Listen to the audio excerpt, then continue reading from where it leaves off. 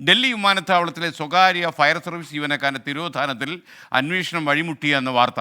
കൊട്ടാരക്കരക്കാരൻ ജയനെ കാണാതായിട്ട് 7 മാസം കഴിഞ്ഞിട്ടും കണ്ടെത്താൻ കഴിഞ്ഞിട്ടില്ല. എഴുകോൺ പോലീസ് കേസെടുത്ത ശേഷം പിന്നീട് അന്വേഷണം റെയിൽവേ പോലീസിന് കൈമാറുകയായിരുന്നു. ജയൻ്റെ തിരോധാനത്തിൽ ദുരൂഹതയുണ്ടെന്ന് ഭാര്യ യമുന 24നോട് പറഞ്ഞു. പിറ്റേന്നൊക്കെ വിളിച്ചപ്പോൾ ഫോൺ ബെല്ലുണ്ടായിരുന്നു, റിങ് ചെയ്യുന്നുണ്ട്, എടുക്കുന്നില്ലായിരുന്നു. പിന്നെ തിങ്കളാഴ്ച മുതൽ ഫോൺ സ്വിച്ച് ഓഫായി. പിന്നെ അന്ന് മുതൽ പിന്നെ ഒരു വിവരവും ഇല്ല. എന്താ സംഭവിച്ചതെന്ന് അറിയണം. എവിടെങ്കിലും ഉണ്ടെങ്കിൽ ആരെങ്കിലും കാണുന്നുണ്ടെങ്കിൽ പുള്ളിയെ ഞങ്ങൾ അറിയിച്ച് ഞങ്ങളുടെ അടുത്ത് കൊണ്ടുപോകണമെങ്കിൽ വല്ല ഓർമ്മയില്ലാതെ എനിക്കൊന്നും അറിയത്തില്ല. എൻ്റെ വിളിച്ചപ്പോൾ ഒരു നല്ല രീതിയിലാണ് എന്നോട് സംസാരിച്ചത്. ദുരൂഹത കാണാതെ അല്ലാതെ ഒരു പ്രശ്നവും ഇല്ലാതെ ഞാൻ വരും, എനിക്ക് നാട്ടിൽ വന്നാൽ മതി, നിങ്ങളുടെ അടുത്ത് വരണമെന്ന് പറഞ്ഞിട്ട് പിന്നെ പെട്ടെന്ന് ഇങ്ങനെ ഒന്ന് കാണാതാവുമെന്ന് വെച്ചാൽ എന്തെങ്കിലും ദുരൂഹതയില്ലാതെ. അതുകൊണ്ട് എങ്ങനെയെങ്കിലും കണ്ടുപിടിച്ച് ഞങ്ങൾ കൊണ്ടുവന്ന് എൻ്റെ മോളിപ്പോഴും സ്കൂൾ തുറക്കുമ്പോഴെങ്കിലും വരും, അച്ഛൻ വരുമെന്ന് പറഞ്ഞിരുന്നു. ഭാര്യ യമുന കാത്തിരിക്കുകയാണ് അദ്ദേഹത്തിന് വേണ്ടി. കൊട്ടാരക്കരയിൽ നേവി ജയശങ്കർ തത്സമയം ചേരുന്നു.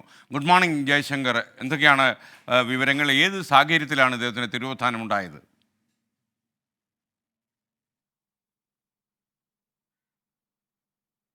Good morning SKN. 7 മാസം മുമ്പ്, അതായത് കഴിഞ്ഞ ഡിസംബർ മാസത്തിലാണ് ഇദ്ദേഹത്തെ കാണാതാകുന്നത്. ഡൽഹി എയർപോർട്ടിൽ സ്വകാര്യ ഫയർ സർവീസ് ജീവനക്കാരനായിരുന്നു. ഇത്തരത്തിൽ നാട്ടിൽ അവധിക്ക് പോകുന്നതാണ്. അവധിക്ക് പോരുന്നൊരു ഘട്ടത്തിൽ മധുര റെയിൽവേ സ്റ്റേഷനിൽ വെച്ച് ഇദ്ദേഹം ഏറ്റവും ഒടുവിൽ നാട്ടിലേക്ക് വിളിക്കുന്നു. അങ്ങോട്ട് വരികയാണെന്ന വിവരം ഭാര്യ അറിയിക്കുന്നു. അതിനുശേഷം ഈ ജയനുമായി കുടുംബത്തിന് ബന്ധപ്പെടാൻ സാധിച്ചിട്ടില്ല. ഇദ്ദേഹത്തെ കാണാതെ എന്ന രീതിയിൽ എഴുകോൺ പോലീസ് സ്റ്റേഷനിൽ ആദ്യം കുടുംബം പരാതി നൽകി. പിന്നീട് ഈ കേസ് തിരുവനന്തപുരത്തെ റെയിൽവേ പോലീസിന് കൈമാറി. നിലവിൽ കേസ് അന്വേഷിക്കുന്നത് റെയിൽവേ പോലീസാണ്. പക്ഷേ ഈ 7 മാസം പിന്നിട്ടിട്ടും ഈ ജയൻ എവിടെ പോയി, ജയൻ്റെ തിരോധനവുമായി ബന്ധപ്പെട്ട ഒരു തെളിവുകളും കണ്ടെത്താൻ പോലീസിന് സാധിച്ചിട്ടില്ല. ഈ കേരള പോലീസ് ഈ കേസ് അന്വേഷിച്ചൊരു ഘട്ടത്തിൽ എഴുകോൺ പോലീസ് ഡൽഹിയിൽ ഉൾപ്പെടെ പോയി ഇദ്ദേഹം ജോലി ചെയ്ത സ്ഥലത്തും താമസിച്ച സ്ഥലത്തും ഉൾപ്പെടെ പരിശോധിക്കുകയും ഒപ്പം തന്നെ ഇദ്ദേഹത്തിൻ്റെ ചില CCTV ദൃശ്യങ്ങൾ ഉൾപ്പെടെ ശേഖരിച്ചിരുന്നു. ഒപ്പം തന്നെ കൊച്ചുവേളി റെയിൽവേ സ്റ്റേഷനിൽ നിന്ന് ഇദ്ദേഹത്തിൻ്റെ ചില സർട്ടിഫിക്കറ്റുകൾ, ഇദ്ദേഹത്തിനൊപ്പം ഉണ്ടായിരുന്ന ചില സർട്ടിഫിക്കറ്റുകളും പോലീസിന് ലഭിച്ചു. അതിനപ്പുറത്തേക്ക് ഈ ജയൻ എവിടെ പോയി, ഇദ്ദേഹത്തിന് എന്ത് സംഭവിച്ചു എന്ന കാര്യത്തിൽ ഇതുവരെ ഒരു നിഗമനത്തിലെത്താൻ, ഒരു കണ്ടെത്തൽ നടത്താൻ പോലീസിന് സാധിച്ചിട്ടില്ല. ഈ വിഷയവുമായി ബന്ധപ്പെട്ട് ഈ ഭാര്യ യമുന മുഖ്യമന്ത്രിക്കും പ്രധാനമന്ത്രിക്കും ഉൾപ്പെടെ പരാതി നൽകിയിരുന്നു. ഈ ഒരു ഘട്ടത്തിൽ പോലീസ് ചെറിയ തോതിൽ അന്വേഷിച്ചു. പിന്നീട് നിലവിൽ അന്വേഷണം വഴിമുട്ടിയ ഒരു സാഹചര്യത്തിലെന്നാണ് ഇവർ പറയുന്നത്. ഇവരുടെ വളരെ നിർധന കുടുംബമാണ്. വീടിൻ്റെ ഉൾപ്പെടെ പണി പുരോഗമിക്കുന്നുണ്ട്.